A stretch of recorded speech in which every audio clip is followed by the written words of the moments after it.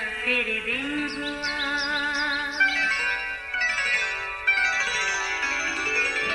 नया फिर दिन हुआ, पुरानी रात का करे सो शुक्र हम खुदा की जात का, खुदा की जात का, नया फिर दिन हुआ।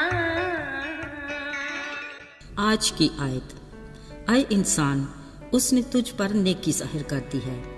खुदावंद तुझसे इसके सिवा क्या चाहता है कि तू इंसाफ करे और रहम दिली को अजीज रखे और मेरे हुजूर फरोतनी से चले। मीका 6:8 आयत। अजीजों, कलाम मुकद्दस के मुताबिक खुदा ने अपने बंदा दाऊद के बारे में हर बार कहा कि दाऊद का तख्त खुदावंद के हुजूर हमेशा तक कायम रहेगा। फिर जब खुदा का ठहराया हुआ वक्त आन पहुंचा तो दाऊद का बेटा सुलेमान अपने बाप दाऊद के तख्त पर बैठा।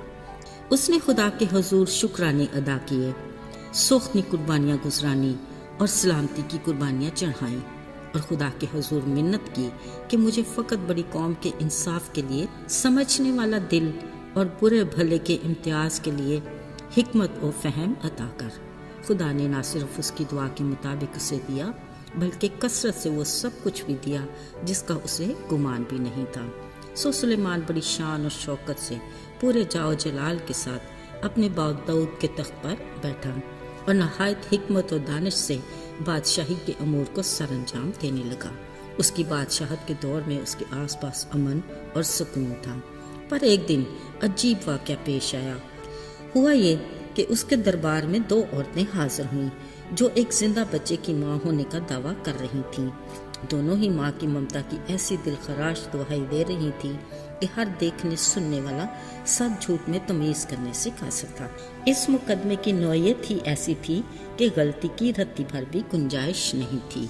एक ने कहा, ये मेरा बेटा है। दूसरी ने कहा, नहीं, ये मेरा बेटा है, उसने मुझसे धोखा किया है और रात के किसी पहर मुर्दा बच्चा मेरी गोद में डाल दिया।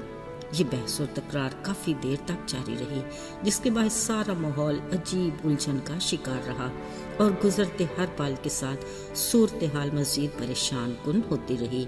वहाँ मौजूद हर कोई मुनसिफ की तरफ नजरें जुमाए और कान लगाए मुंतजिर था, मगर सुलेमान बादशाह बड़े सब्र से दोनों औरतों की बातें सुन रहा था। फिर बड़े पुरसुकून लहजे में हुक्म दिया, मुझे एक तलवार ला दो। हुक्म ही इस नौयत का था कि देखने सुनने वाला हर कोई अपनी सोच के मुताबिक इस नतीजे पर पहुंचा कि कुछ अच्छा नहीं होने वाला। फिर जब बादशाह को तलवार दी गई तो उसने फरमाया, इस जीते बच्चे को चीर कर 2 टुकड़े कर दो, आधा एक को और आधा दूसरी को दे दो। ओह, जरा सोचिए, बादशाह के ये अल्फाज असली माँ के लिए किस कदर तकलीफ दे होंगे। और फिर हुआ भी कुछ ऐसा ही। जिस माँ का वो जीता बच्चा था अपनी ममता से मजबूर बादशाह से कहने लगी, मेरे मालिक, ये जीता बच्चा इसी को दे दो, पर इसे जान से ना मरवा। मगर दूसरी ने कहा, नहीं, ठीक है, ये ना मेरा न तेरा, इसे चीर ही डालो। अजीजों, देखा ना अल्फाज कैसे कुव्वत वाले और अपना असर रखते हैं। उसी वक्त बादशाह ने हुक्म दिया, जीता बच्चा असल माँ को दे दो, जिसने कहा, बच्चे को जान से ना मारो क्योंकि वही उसकी माँ है। अजीजों, बिलाशुबा इंसानी एहसासात और जज्बात से जुड़े इस मुकदमे का फैसला खासा मुश्किल था, जो सुलेमान बादशाह के लिए एक कड़ा इम्तिहान भी था, जिसमें वो खुदावंद के फजल से कामयाब हुआ। फिर जिसने भी ये फैसला सुना हैरत ज़दा रह गया और उनके दिलों में बादशाह का डर और खौफ छा गया और उन्हें कामिल यकीन हो गया कि खुदा की हिकमत उसके दिल में है। अजीज़ों, इंसाफ का ताल्लुक खुदा की साथ से है। इंसाफ खुदा का खासा है, ये कोई गैर मामूली बात नहीं। पर अफसोस, जितनी वो हमें उसकी तलकीन करता है उतना ही इंसान इस मामले में नाकाम दिखाई देता है। यहाँ तक कि मोहब्बत में भी नाइंसाफ़ी नुमाया है। घरानों, कलीसियाओं, हत्ता कि ज़िंदगी के हर शोबे में नाइंसाफ़ी के कल्चर का रवाज आम है, जिसके बायस माशरा नहायत अबतरी का शिकार है। नाइंसाफ़ी की वजह से इंसानी फितरत में बदी की खौफनाक सूरतें जन्म लेती हैं, जो खल्क़ खुदा की तबाही और गुमराही का बायस हैं।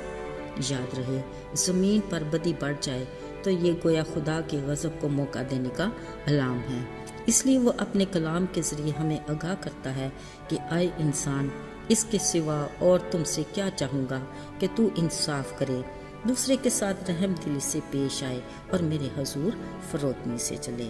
عزیزو، انصاف کا تعلق اس جہان میں ہماری آخری سانسوں اور اگلے جہان میں ابدیت تک ہے، لہٰذا ہر قدم ہر پل انصاف کریں اور انصاف کے ساتھ ثابت قدم کھڑے رہیں۔ آئیے دعا کریں۔ اے رحیم و مہربان خدا، تو جو آج اور کل ابد تک یکساں خدا ہے، تو اپنے وعدوں میں سچا ہے۔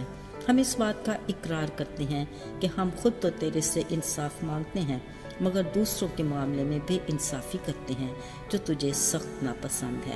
ہماری کمزوری کو دور کر اور ہمیں انصاف پسند دل عطا فرما، تاکہ ہم تیری نگاہ میں مقبول ہوں۔ یسوع کے پاک اور مبارک نام میں مانگتے ہیں، آمین۔